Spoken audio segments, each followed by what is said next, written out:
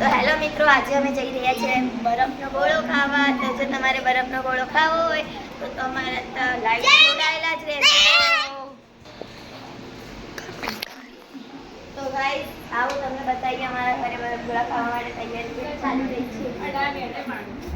તમે જોઈ શકો છો અહીંયા બધા તૈયાર થઈ રહ્યા છે. આ છે મારી નાની છોકરી પ્રિયાંશી. અહીંયા બધા તૈયાર થઈ રહ્યા છે. તો ચાલો તમને બહારનો મોમેન્ટ દેખાડીએ અમે.